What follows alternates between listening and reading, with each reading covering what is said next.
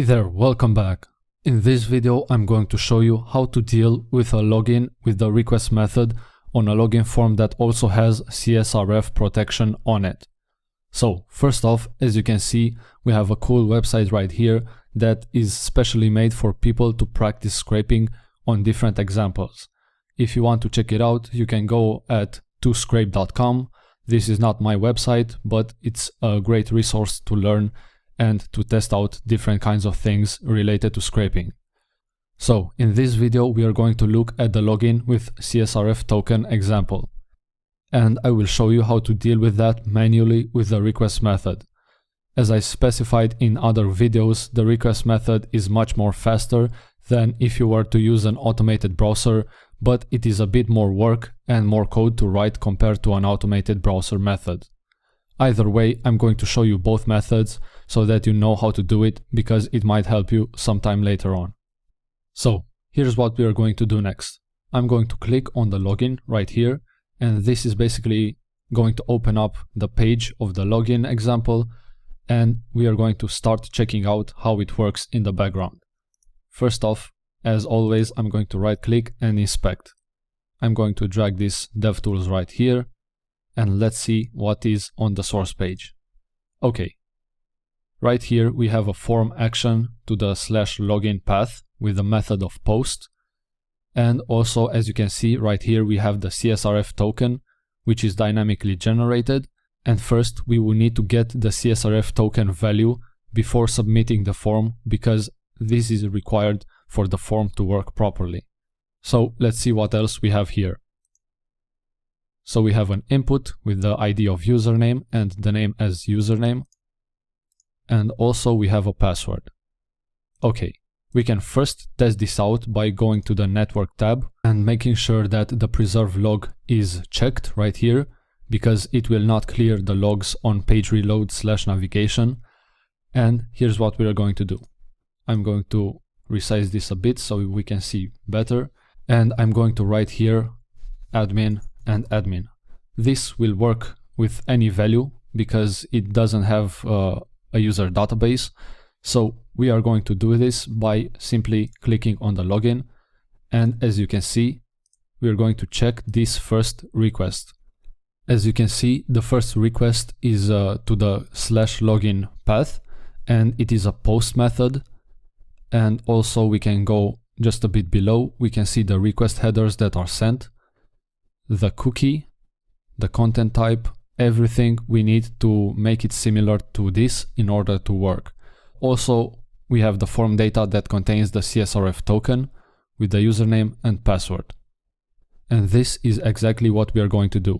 We are going to simulate this request in order to log in on the website. So let's go right into the code and start to write this thing out. I have here a very simple bare bones code, which basically requires the request promise library, and also I'm going to include the Cheerio library because we are going to need it, just like this. And now we are going to initiate the first request in order to get the CSRF token from the login page form. We are going to do this with a GET request. We are going to parse the HTML and get the CSRF token. So first off, I'm going to say initial request, which is equal to await request, and I'm going to send it to this URL, but I'm going to make it so that it's a GET request, method GET, and I'm not going to specify anything else. We are going to want to check if it works without specifying custom headers and stuff like that. So we can easily write here debugger and start to run this so that we can see what happens. So I'm going to go right here, start to run this. It made the request, and we can check out the initial request variable. And as you can see, we have got the HTML. We have the login form right here, and also the input type hidden, which is the CSRF token, and we need to parse the value. Okay, close this up. And here's what we are going to do. We are going to make use of the Cheerio library to parse the HTML. And I'm going to initiate it just like this. Cheerio.load initial request. And now I'm going to say let CSRF token equals to $, and we need to get the input that has the name equal to CSRF underscore token, and then we need to get the value just like this. And now let's hit save and run it again. It stopped. Okay, I'm going to go to the debug console right here and write CSRF token, hit enter, and as you can see we have the value right here. Now we can continue with the actual login request. And also, just to simplify this, because it's a GET request and also we have no extra headers to it, just as we did in the previous videos, I'm going to copy this string right here, and instead of being an object, it's going to be only a string, which is going to be the actual URL. It will work the same. So let's continue with the actual login. Here's what we need to do.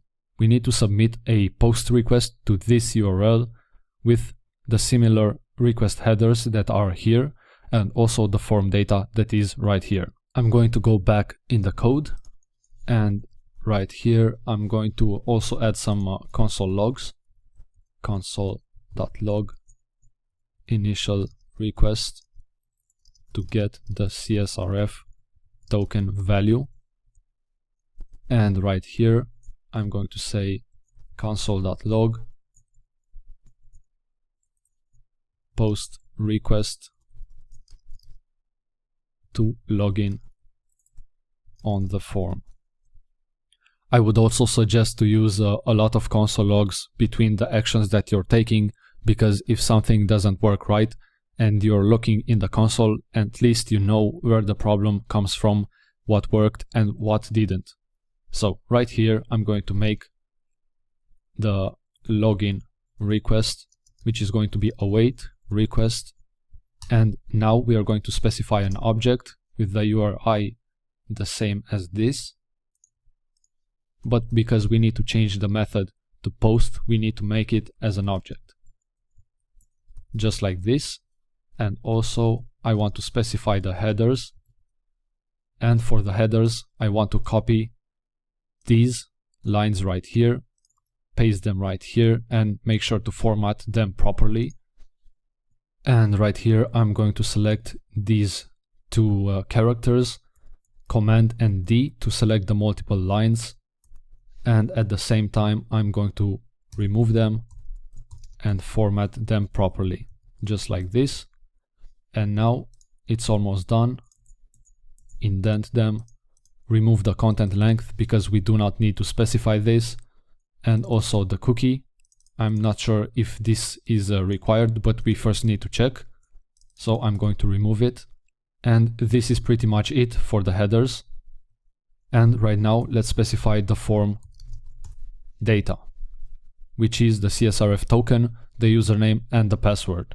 So I'm going to write here CSRF token,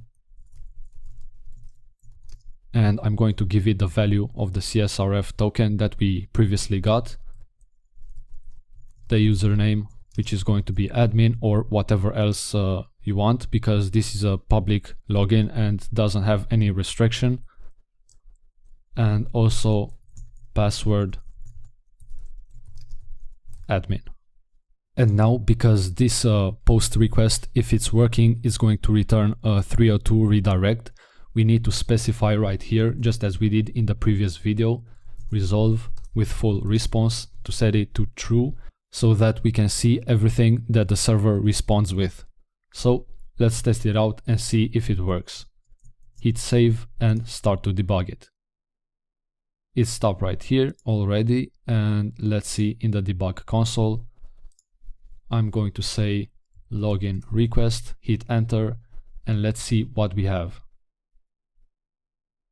We have the body, which is gibberish right here, because right now we need to specify above gzip true, and now it will decode properly the body. So let's hit restart again and let's check it out. Login request. Let's scroll a bit down, and as you can see, the body is not gibberish anymore, and you can see that it is HTML. And what I want to do now is check if the actual body is proper, because we should have got a 302 redirect. So let's check this out. I'm going to write here login request.body, and let's scroll up. Let's see if we have any error. And indeed we have an error while logging in, invalid CSRF token. Let's check out the token that we sent. As you can see, the token is the proper one, but I think the actual problem is because we didn't parse the actual cookie that we got from the initial request, and we didn't send any cookie with the login request. So I'm going to show you what I mean by that. It's a bit more complicated, but it's going to help you a lot in the future. What I'm going to do is I'm going to close the request, the debugger, and I'm going to make a bit more space right here. And what I want to do is format it as an object again, because right now we need this, and we need to specify that we want the method get, and also as before I want the gzip to be true, and again also we want to specify this resolve with full response so that we can check the cookies that are sent to us.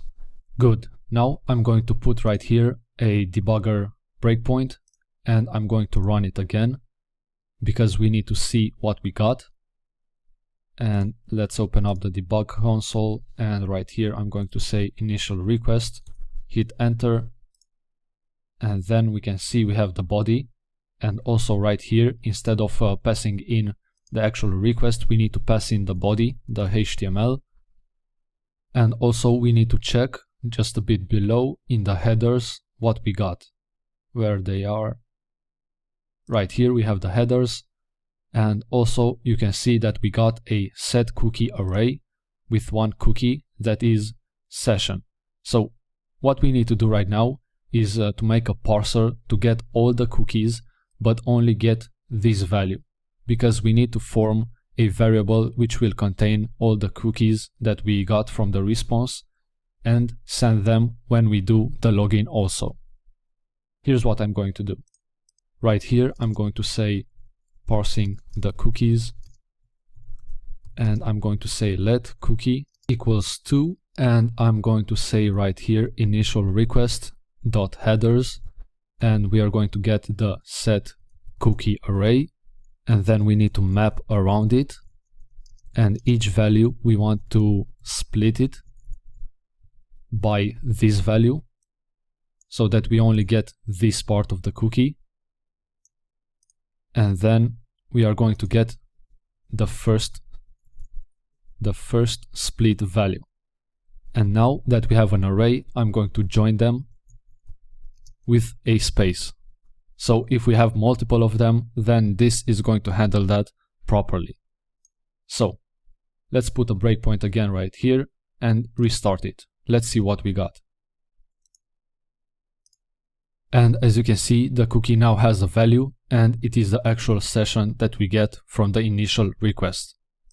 This we are going to copy, go a bit below right here, and I'm going to specify cookie just as an extra parameter and pass in the cookie variable.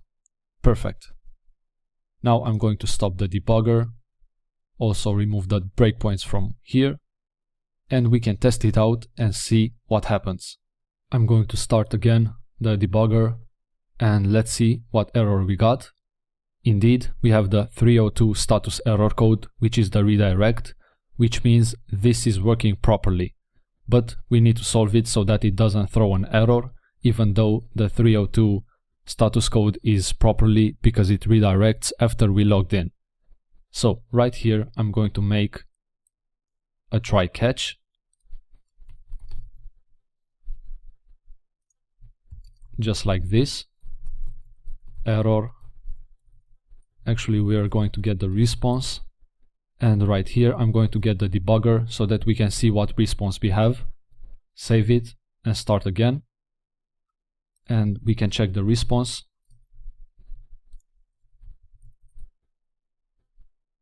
And as you can see, we have the status with the error and the message, but also we have the response right here with the body. And let's see the headers. Set cookie right here, and then we have the new cookie, which again we need to save because this is the logged in cookie. And if you check this out, it is way much longer than the actual cookie from the initial request, which is this. And what we are going to do, I'm going to use the same code. So I'm going to copy this line of code right here, and I'm going to paste it right here, but we are going to replace the cookie variable because we are going to use it in the following requests as a logged in person. And also because right here we don't have any initial request anymore, we have the response. And then also we need to access the response from it. So also we can confirm this by copying this line of code, pasting it right here, and making sure that we have the array that is responsible for the cookies. And now finally you can say that we are completely logged in, and we are going to do another request for this just so that we can confirm we are actually logged in. So right here I'm going to specify another request to the index of the website, and we are going to see if we are properly logged in.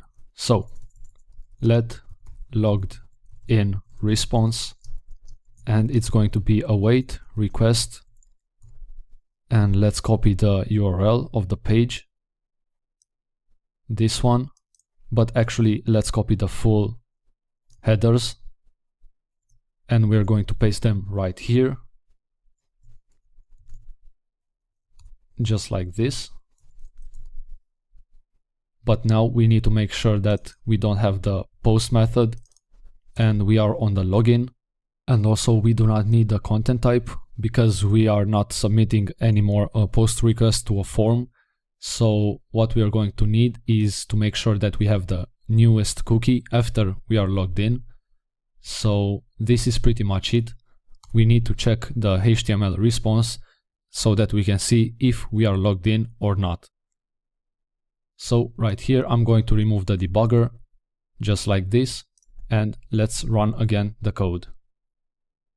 Okay, and also let's add, just for the sake of adding, another console log right here, logged in request, and then right here we can check in the logged in response. Hit enter and we can see the HTML. Let's go a bit up.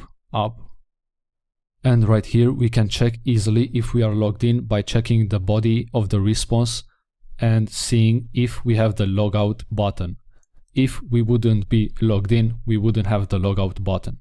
This means we completely and properly did the login process, and now we are logged in and ready to go for the next requests. I really hoped this helped you because we used different methods that we didn't use in other videos. And yeah, thank you for watching. I'll see you in the next video. Bye bye.